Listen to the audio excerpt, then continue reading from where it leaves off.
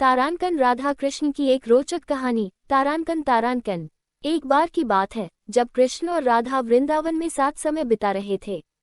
ये समय दोनों के प्रेम का प्रतीक था, लेकिन उनके प्रेम की गहराई सिर्फ सामान्य प्रेम तक सीमित नहीं थी, उसमें एक आध्यात्मिकता और दिव्यता थी जो संसार से परे थी।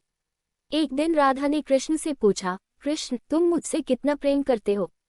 कृष्ण ने मुस्कुराते हुए कहा, राधे, मैं तुमसे उतना प्रेम करता हूँ जितना ये संसार मेरी लीला को समझने में असमर्थ है।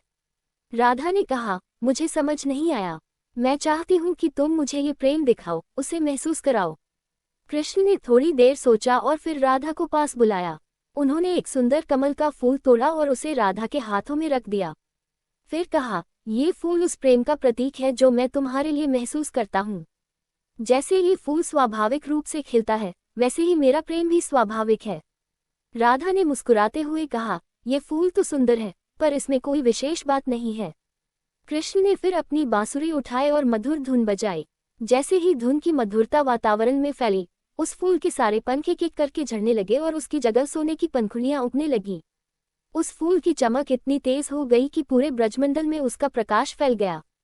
राधा ने वह चमत्कार देखा और उनके मन में गहरा एहसास हुआ कि कृष्ण का प्रेम वास्तव में कितना गहरा और दिव्य है।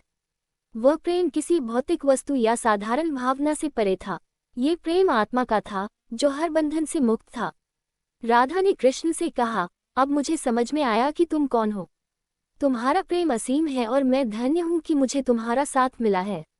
कृष्ण ने राधा की ओर देखकर कहा, प्रेम कोई मापने की वस्तु नहीं है, राधे।